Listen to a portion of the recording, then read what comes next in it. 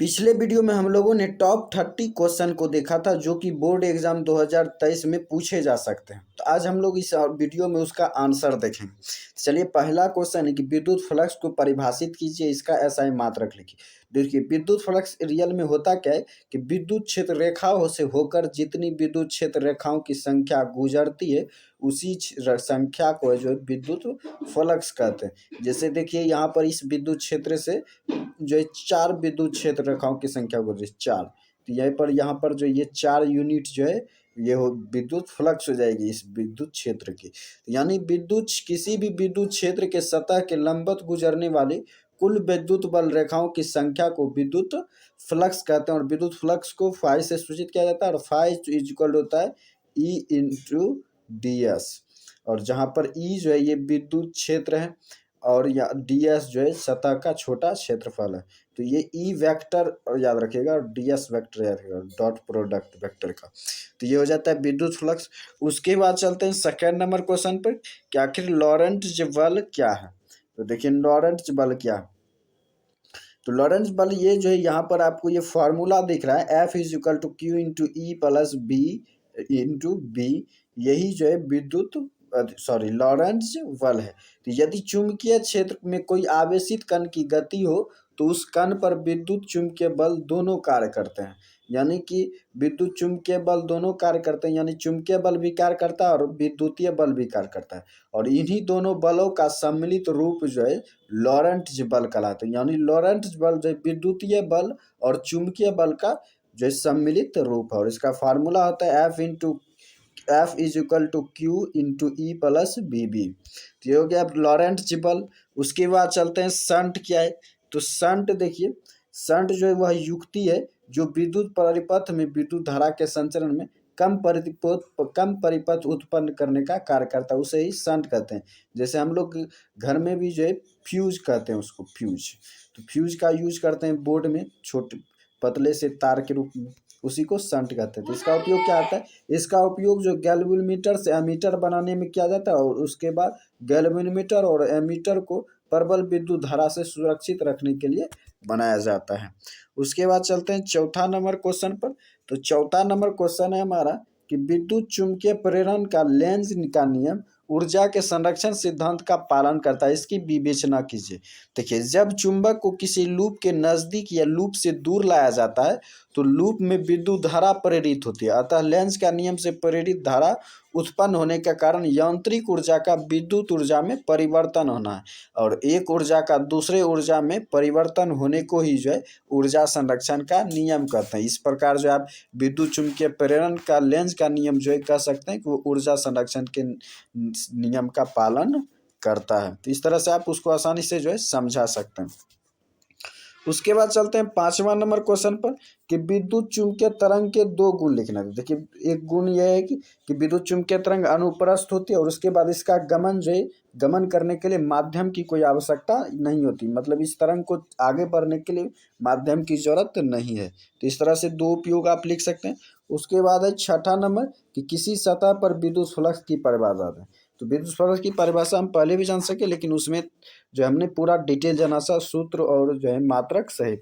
यहाँ पर जो हमें सूत्र सिर्फ जो है यहाँ पर परिभाषा से देना है कि विद्युत फ्लक्स जो है किसी सतह से विद्युत क्षेत्र के प्रवाह की दर है।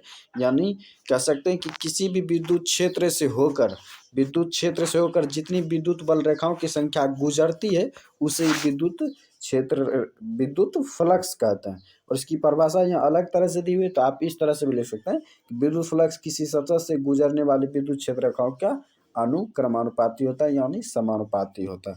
तो उसके बाद चलते हैं 7वां नंबर क्वेश्चन कि वायुमंडल विद्युत उदासीन होता है क्यों। देखिए, वायुमंडल में जो मुख्यतः नाइट्रोजन और ऑक्सीजन गैस होता है, इसके अलावा कार्बन डाइऑक्साइड, जलवाष्प, हाइड्रोकार्बन, सल्फर के यौगिक, धूलकण होते हैं। सूर्य की किरणों में यौगिक कण और धूलकण होते हैं। सूर्य की किरणें यौगिक कणों और धूलकणों से टकराकर जो इन्हें आयनित कर देती है, इसीलिए जो है वायुमंडल विद्युत उदासीन नहीं होता है। तो याद रखिएगा, नहीं होता है, वायुमंडल विद्युत उदासीन नहीं होता है।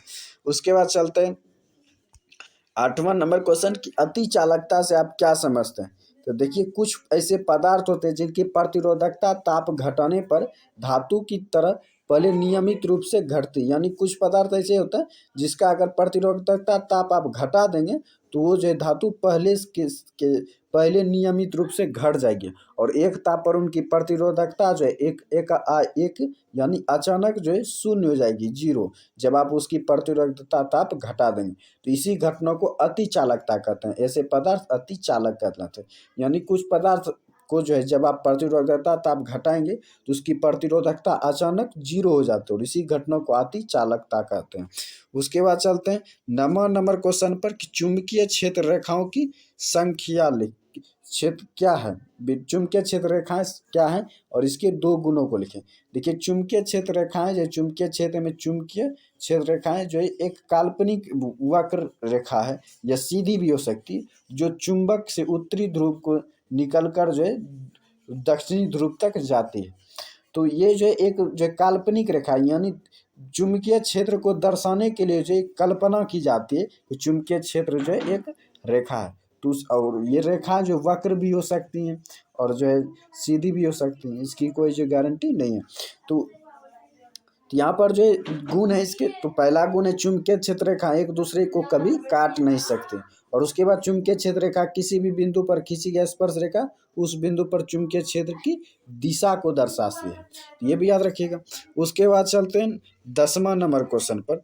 तो 10वां नंबर क्वेश्चन कर रहा है कि आवेश का क्वांटमीकरण से आप क्या समझते हैं। देखिए आवेश का क्वांटमीकरण किसी भी आवेशित वस्तु पर स्थित हमेशा इलेक्ट्रॉन या आवेश का पूर्ण गुणज होता है। देखिए क्वांटमीकरण क्या होता है, क्वांटमीकरण होता है किसी भी चीज़ को पैकेट में बांटना है।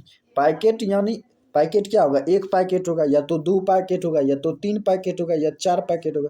कभी सुना है आधा पैकेट, 2.5 पैकेट। तो यानी क्वांटमीकरण कहने का अर्थ है कि बराबर चीज़ों में बांट देना, और वो भी पूरा का पूरा। तो यही होता है क्वांटमीकरण कर, यानी आवेश का क्वांटमीकरण, यानी आवेश जो पूरा का पूरा होता है, या तो एक आवेश होगा या तो 2 आवेश होगा या तो 3 आवेश होगा या तो 4 आवेश होगा। यानी कि ये आप जो है 1.5 आवेश को परिभाषित नहीं कर सकते, 2.5 आवेश को परिभाषित नहीं कर सकते, 3.5 आवेश परिभाषित नहीं कर सकते। यानी आवेश जो है पूरा का पूरा होता है। यही होता है आवेश का क्वांटमीकरण। तो वही करेगा कि कोई भी आवेश जो है मूल आवेश का पूर्ण गुणज होता है। यहाँ पर देख सकते हैं Q इक्वल टू लिखा हुआ है प्लस माइनस एन। ई जो है ये मूल आवेश है, और मूल आवेश का मान होता है 1.6 × 10⁻⁻19 कूलम। तो यही होता है आवेश का क्वांटमीकरण। यहाँ पर एन जो है ये जो है पूर्णांक है, यानी एक ये पूर्णांक है, यानी ये 1 हो सकता है, 2 हो सकता है, 3 हो सकता है। ये एन जो है ना तो 1.5 हो सकता है, 2.5, ये कुछ भी नहीं होगा। ये पूर्णांक संख्या, पूर्ण संख्या, यानी पूरा का पूरा होना चाहिए। उसके बाद चलते हैं 10वां नंबर क्वेश्चन पर। तो 10वां नंबर क्वेश्चन कहा जा रहा है 10वां नंबर क्वेश्चन कहा जा रहा है कि लो चुंबकीय पदार्थ से आप क्या समझते हैं, इनके गुणों को लिखे। देखिए कुछ ऐसे पदार्थ होते हैं जिसकी चुंबकीय प्रवृत्ति तो धनात्मक होती है, लेकिन चुंबकीय क्षेत्र में रखे जाने पर जो उसका चुंबकीय गुण सहज ही आ जाता है। यानी चुंबकीय प्रवृत्ति धनात्मक होती है, लेकिन जब आप उसे चुंबकीय क्षेत्र में रख देंगे तो चुंबक का गुण उसमें आ जाता है, तो और वे शक्तिशाली चुंबक बन जाते हैं, और इन्हीं पदार्थों को लो चुंबकीय पदार्थ कहा जाता है, जैसे कि लोहा, निकेल, कोबाल्ट इत्यादि। और उसके बाद इसका गुण है, तो पहला गुण है लौ चुंबकीय पदार्थ का, प्रकृति में पाए जाने वाले लौ चुंबकीय पदार्थ रवेदार ठोस होते हैं, यानी जो ये रवेदार ठोस होते हैं। उसके बाद जो है दूसरा है चुंबकीय क्षेत्र का लौ चुंबकीय पदार्थ का गुण, ये चुंबकीय क्षेत्र का आकर्षण जो है बहुत ही प्रबल होता है, यानी आसानी से ये कैच कर लेते हैं। जैसे आप घर में भी देखते होंगे कि किसी भी लोहा वाले पदार्थ को आप चुंबक के नज़दीक ले जाते हो, अचानक उसे खींच लेता है। उसके बाद लो चुंबकीय पदार्थ का गुण कि इसकी अपेक्षित चुंबकशीलता एकांक से बहुत ही ज़्यादा होती है, यानी 1 से बहुत ज़्यादा होती है। उसके बाद चौथा गुण है कि लौ चुंबकीय पदार्थ चुंबकीय प्रवृत्ति धनात्मक होती है और बहुत ही ज़्यादा होती है। उसके बाद गुण है लौ चुंबकीय पदार्थ का ताप वृद्धि से इनकी चुंबकीय प्रवृत्ति अनियमित और जटिल रूप से बदलती रहती है। उसके बाद चलते हैं क्यूरी का नियम क्या है। देखिए क्यूरी का नियम है कि अणुचुंबकीय पदार्थों की चुंबकीय प्रवृत्ति ताप के व्युत्क्रमानुपाती होती है, यानी XM प्रोपोर्शनल टू 1/T। इसे क्यूरी का नियम कहते हैं, और क्यूरी का नियम अणुचुंबकीय पदार्थों के लिए लागू होता है। उसके बाद चलते हैं 13 नंबर क्वेश्चन। 13 नंबर क्वेश्चन कहा जा रहा है 13 नंबर क्वेश्चन है कि परावैंगनी किरण के 2 गुण और 2 उपयोग लिखेंगे। देखिए 2 गुण है कि ये किरणें कांच के द्वारा अवशोषित हो जाती है। परावैंगनिक किरण कांच के द्वारा अवशोषित हो जाती है। और उसके बाद परावैंगनिक का गुण है कि वायुमंडल के अणु परमाणुओं के द्वारा ये आयनीकृत कर देती हैं, जिसके कारण आयन मंडल का निर्माण होता है। तो इस तरह से परावैंगनिक किरण का दो गुण हो गया। अब चलते हैं दो उपयोग है। परावैंगनिक किरण का दो उपयोग है कि ये अदृश्य लिखावट और कीमती पत्थरों पर पहचान हेतु इनका उपयोग किया जाता है। उसके बाद पदार्थ के संरक्षण में भी परावैंगनिक किरण का उपयोग होता है। उसके बाद चलते हैं 14 नंबर क्वेश्चन पर। तो 14 नंबर जो क्वेश्चन कहा जा रहा है वो एक ऑप्टिकल फाइबर क्या इसके दो उपयोग को लेके। तो ऑप्टिकल फाइबर देखिए ये एक मशीन है या एक युक्ति है बोल सकते हैं, जो प्रकाश ऊर्जा को बिना जो है ऊर्जा क्षति के जो एक स्थान से दूसरे स्थान तक भेज देता है। और यह प्रकाश का पूर्णांतिक परावर्तन के सिद्धांत पर आधारित होता है। और इसका दो उपयोग होता है। ऑप्टिकल फाइबर का उपयोग चिकित्सीय जांच के लिए किया जाता है। और उसके बाद प्रकाश को एक स्थान से दूसरे स्थान तक भेजने में किया जाता है बिना ऊर्जा हानि के। उसके बाद चलते हैं नेक्स्ट क्वेश्चन 15वां नंबर कि अपवर्तनांक से आप क्या समझते हैं। देखिए अपवर्तनांक एक जो है नियतांक है जिसके मदद से किसी माध्यम के प्रकाशीय व्यवहार की जो है जानकारी प्राप्त की जाती है। और किसी माध्यम का अपवर्तनांक निम्नलिखित दो कारकों पर निर्भर करता है। पहला तो आप माध्यम का अपवर्तनांक माध्यम के घनत्व पर निर्भर करता है। और उसके बाद किसी माध्यम का अपवर्तनांक प्रकाश के तरंगदैर्घ्य पर निर्भर करता है, साथ ही प्रकाश के रंग पर भी निर्भर करता है। उसके बाद चलते हैं 16 नंबर क्वेश्चन कि प्रकाश विद्युत प्रभाव क्या है। तो देखिए धातु पृष्ठ से प्रकाश के आपतन के कारण इलेक्ट्रॉन के उत्सर्जन को प्रकाश का विद्युत प्रभाव कहा जाता है। और प्रकाश द्वारा उत्सर्जित इलेक्ट्रॉनों को फोटो इलेक्ट्रॉन और इसके प्रवाह के कारण उत्पन्न धारा को प्रकाश विद्युत धारा कहा जाता है।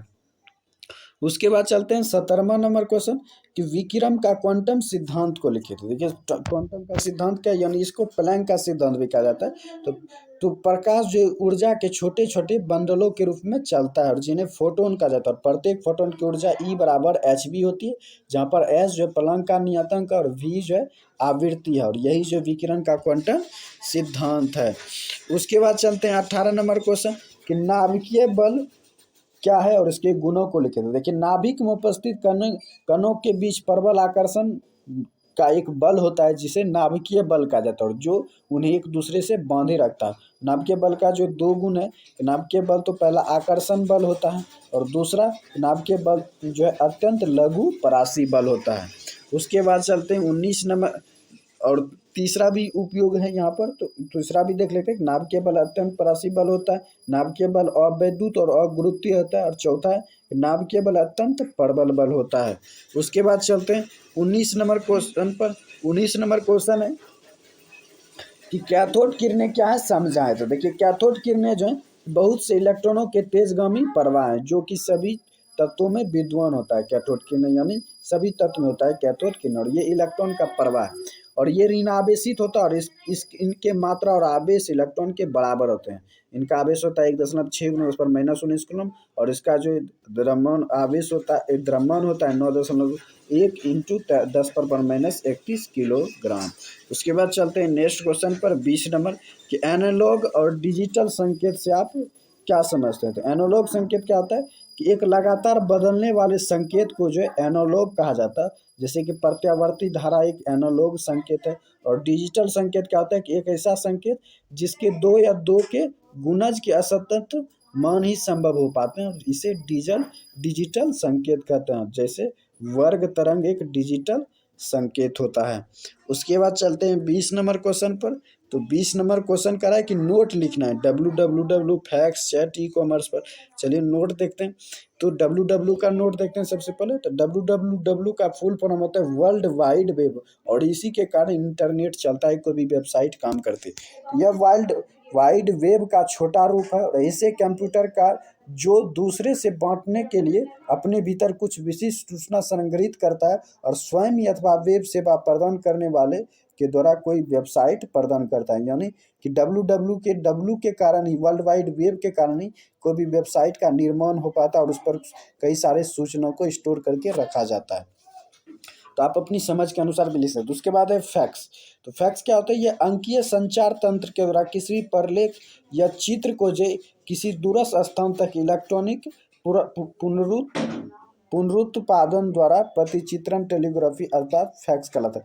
यानी कि किसी भी सूचना को जो किसी भी सूचना या किसी भी चित्र को जो है विद्युतीय ऊर्जा द्वारा जो एक स्थान से दूसरे स्थान भेज दिया जाता है, तो उसी मशीन को जो फैक्स कहते हैं। तो अपनी भाषा में आप लिख सकते हैं, अगर ये समझ में नहीं आ रहा है तो चैट क्या होता है। देखिए, समान रुचि के व्यक्तियों द्वारा टाइप किया हुआ जो संदेश जो है या बातचीत को जो है चैट करना कहते हैं। उसके बाद होता है ई कॉमर्स। ई कॉमर्स देखिए, जैसे अमेजन, फ्लिपकार्ट आप यूज करते हैं, ये सब ई कॉमर्स बिजनेस है। ई कॉमर्स बिजनेस होता है कि इलेक्ट्रॉनिक साधनों से क्रेडिट कार्ड का उपयोग करके इंटरनेट के द्वारा व्यापार को जो आगे बढ़ाना ई कॉमर्स कहलाता है। उसके बाद देखिए, संधारित्र से आप क्या समझते हैं और इसकी धारिता को भी बताएं। देखिए, संधारित्र जो वैसी व्यवस्था या वैसी मशीन को कहा जाता है जिसमें एक विद्युत रोधी आवेशित चालक के निकट एक भूधृत चालक ले जाने से पहले वाले चालक की धारिता कृत्रिम रूप से बढ़ जाती है और उसे ही संधारित्र कहते हैं। यानी कि दो प्लेट होते हैं संधारित्र में, एक जो है जमीन से जुड़ा होता है, एक जमीन से जुड़ा होता है। यही जो पूरा सिस्टम जो है संधारित्र कहलाता है। तो यानी एक विद्युत रोधी आवेशित चालक के निकट जब एक भूधृत यानी जमीन से जुड़ा हुआ चालक ले जाते हैं, तो यही पूरा सिस्टम जो है संधारित्र कहलाता है। उसके बाद देखिए, संधारित्र की धारिता किसी संधारित्र की विद्युत धारिता संख्यात्मक रूप से उस आवेश का वह परिमाण होता है जिसे संधारित्र के दोनों प्लेटों के बीच एकांक विभवांतर उत्पन्न करता है। यानी C=Q/V। तो एक तरह से आप इससे भी एक परिभाषा बना सकते हैं कि अगर V बराबर 1 हो जाए तो Q और C बराबर हो जाएगा, यानी आवेश विभवांतर बन जाएगा, आवेश जो धारिता बन जाएगा, यानी विभवांतर 1 हो जाए। तो आप बोल सकते हैं किसी भी व्यवस्था में एकांक विभवांतर के कारण प्रवाहित आवेश को उस व्यवस्था का धारिता कहा जाता है। तो इस तरह से आप परिभाषा बना सकते हैं। और धारिता का सूत्र होता है C=Q/V, यानी आवेश बटे विभवांतर। उसके बाद चलते हैं विद्युत चुम्बकीय प्रेरण पे। विद्युत चुम्बकीय देखिए प्रेरण क्या है कि किसी बंद कुंडली और चुंबक के बीच आपेक्षिक गति के कारण कुंडली में विद्युत वाहक बल प्रेरित होने की घटना जो विद्युत चुम्बकीय प्रेरण कहलाता है। और कुंडली में उत्पन्न विद्युत वाहक बल को प्रेरित विद्युत वाहक बल कहा जाता है और उत्पन्न धारा को प्रेरित धारा कहा जाता है। उसके बाद चलते हैं 24 नंबर क्वेश्चन कि पृथ्वी के चुंबकत्व का क्या कारण है। तो देखिए, पृथ्वी के चुंबकत्व के कई सिद्धांत प्रतिपादित किए हैं। किसी न किसी प्रकार अब यह माना गया है कि पृथ्वी के चुंबकीय क्षेत्र का कारण इसके भीतर परिसंचरित विद्युत धाराएं हैं। विद्युत चुंबकीय क्षेत्र इस प्रकार व्यवहार में लिया जाता है जैसे यह किसी प्रकार से विद्युत धारा उत्पन्न हो रहा है। यानी कि माना जा रहा है वैज्ञानिकों द्वारा कि पृथ्वी के अंदर जो विद्युत धारा प्रवाहित हो रही है और उसी के कारण जो पृथ्वी अपना चुंबकत्व प्रदर्शित करती है। उसके बाद देखिए, चलते हैं 25 नंबर क्वेश्चन पर। 25 नंबर क्वेश्चन का है विद्युत द्विध्रुव आघूर्ण क्या और इसका ऐसा ही मात्रक लिखा। देखिए, किसी भी द्विध्रुव में जो एक आवेश और दोनों आवेशों के बीच जो दूरी के गुणनफल को जो विद्युत द्विध्रुव आघूर्ण कहा जाता है। और विद्युत द्विध्रुव आघूर्ण को P से किया जाता है। P होता है Q/2L। अब देखिए, विद्युत द्विध्रुव आघूर्ण जो एक सदिश राशि है जिसकी दिशा हमेशा ऋण आवेश से धन आवेशित की ओर होती है और इसका ऐसा ही मात्रक होता है कूलम मीटर। अब चलते हैं 26 नंबर क्वेश्चन पर। 26 नंबर क्वेश्चन कहा जाए स्वप्रेरण और अन्योन प्रेरण में अंतर स्पष्ट कीजिए। देखिए, किसी कुंडली में प्रवाहित धारा को परिवर्तित करने पर स्वयं उसी कुंडली में प्रेरित विद्युत वाहक और प्रेरित विद्युत धारा को उत्पन्न होने की घटना स्वप्रेरण कहलाते हैं। यानी किसी कुंडली से जब प्रवाहित धारा को बदल दिया जाता है तो जब स्वयं कुंडली में जो है अपने आप जो है विद्युत वाहक बल उत्पन्न हो जाता है और प्रेरित विद्युत धारा उत्पन्न हो जाता है, तब इस घटना को स्वप्रेरण कहते हैं। लेकिन जब एक कुंडली में धारा के परिवर्तन के कारण जो है दूसरी कुंडली में विद्युत वाहक बल उत्पन्न हो जाता है, तब इस घटना को अन्योन प्रेरण कहते हैं। उसके बाद चलते हैं 27 नंबर क्वेश्चन पर कि समझावें कि किरचॉफ का नियम ऊर्जा संरक्षण का नियम। देखिए, किरचॉफ का नियम है क्या। सबसे पहले कि प्रति एकांक आवेश की ऊर्जा से वोल्टेज परिभाषित होता है, यानी वोल्टेज उत्पन्न हो जाता है। अतः प्रति एकांक आवेश की ऊर्जा में वृद्धि प्रति एकांक आवेश द्वारा खपत ऊर्जा के बराबर है। यानी कह रहा है कि प्रति एकांक आवेश की ऊर्जा वृद्धि और प्रति एकांक आवेश द्वारा खपत ऊर्जा का जो है प्रति खपत ऊर्जा के बराबर है। यानी कि आवेश जितना ऊर्जा उत्पन्न करता है और उतना ही खर्चा करता है, यानी उत्पन्न ऊर्जा और खपत ऊर्जा दोनों बराबर होती है। तो अर्थात कहा जाता है कि बंद परिपथ में आरोपित वोल्टेज का मान जो सभी प्रतिरोधकों के प्रति विभवांतर के भी बराबर होता है और साथ ही आरोपित विभवांतर हमेशा खपत वोल्टेज के भी बराबर होता है। इसीलिए जो ये जो आवेश जो किरचॉफ का द्वितीय नियम जो ऊर्जा संरक्षण का नियम का पालन करता है, क्योंकि ऊर्जा संरक्षण नियम भी कहता है ऊर्जा जो एक जगह से दूसरे जगह में बदली जा सकती है, यानी खपत ऊर्जा जो विभवांतर में बदल जाती है। तो इस तरह से आप जो सॉल्यूशन कर सकते हो। उसके बाद चलते हैं 28 नंबर क्वेश्चन पर कि अस्थायी चुंबक और विद्युत चुम्बकीय में अंतर स्पष्ट कीजिए। देखिए अस्थायी चुंबक क्या होता है, जो चुंबक कमरे के ताप पर अपना चुंबकत्व जो दीर्घ काल के लिए बनाए रखता है, अस्थायी चुंबकत्व कहलाता है। और अस्थायी चुंबकों के लिए उपयुक्त लोह चुंबकीय पदार्थों की जो धारणशीलता और निग्राहिता अधिक होनी चाहिए। और विद्युत चुंबक क्या है कि विद्युत चुंबक ऐसे लोह चुंबकीय पदार्थ के बनाए जाते हैं जिनकी चुंबकशीलता अति उच्च चुंबकशील धारणशीलता और निग्राहिता जिसकी कम होती है। और नर्म लोहे को क्रोड युक्त पर्णिका को विद्युत चुंबक कहा जाता है। उसके बाद चलते हैं नेक्स्ट क्वेश्चन पर। नेक्स्ट क्वेश्चन है 29 नंबर क्वेश्चन है कि चुंबकीय क्षेत्र रेखाएं क्या इसके दो गुण को लिखे। तो चुंबकीय क्षेत्र रेखाएं चुंबकीय क्षेत्र रेखा वैसे सतत काल्पनिक बंद वक्र है जो चुंबक के उत्तरी ध्रुव से निकलकर दक्षिणी ध्रुव तक जाते हैं। और उसका दो गुण है, चुंबकीय क्षेत्र एक रेखा एक दूसरे को कभी नहीं काटते हैं। और दूसरा गुण है कि ये खींची गई स्पर्श रेखा उस बिंदु पर चुंबकीय क्षेत्र दिशा को भी दर्शाती हैं। उसके बाद चलते हैं 30 नंबर क्वेश्चन पर कि एक्स किरणों की उत्पत्ति को बताओ और उसके गुणों को लिखें। तो तीव्र गति से चलने वाले इलेक्ट्रॉन को अचानक मंदित करने पर और परमाणुओं के कक्षीय इलेक्ट्रॉन के संक्रमण ऊर्जा के क्रम में ऊर्जा परिवर्तन से एक्स किरण उत्पन्न होता है। और एक्स किरण की वेदन क्षमता गामा किरण से कम होती है और गैसों को ये आयनीकृत कर देती है। उसके बाद चलते हैं उपयोग पर। एक्स किरण का उपयोग है कि एक्स किरण द्वारा क्रिस्टलों की अनेक और उनके इलेक्ट्रॉनों की कक्षाओं की जानकारी मिल जाती है। और उसके बाद इन किरणों का उपयोग करके जो है चिकित्सीय जांच या जासूसी विभाग में भी इसका उपयोग किया जाता है। उसके बाद चलते हैं लेजर प्रकाश के गुण को समझते हैं। 31 नंबर क्वेश्चन कि लेजर प्रकाश का गुण क्या होता है। तो लेजर प्रकाश देखिए लेजर प्रकाश एक वर्णीय होता है, ये अति कला संबंध होता है और ये अति दिशात्मक होता है। उसके बाद लेजर का उपयोग जान लेते हैं। लेजर के दो उपयोग हैं, हीरे में छोटे छिद्र करने के लिए चिकित्सा विज्ञान में इसका यूज किया जाता है। उसके बाद 32 नंबर क्वेश्चन है कि नाभिकीय रिएक्टर क्या है, इसके दो उपयोग लिखे। नाभिकीय रिएक्टर देखिए एक ऐसा यंत्र है जिसमें नाभिकीय विखंडन की नियंत्रित श्रृंखला प्रतिक्रिया के द्वारा ऊर्जा उत्पन्न की जाती है और इसके द्वारा अनेक तत्वों के रेडियो आइसोटोप बनाया जाता है और इसके द्वारा विद्युत शक्ति उत्पन्न की जाती है।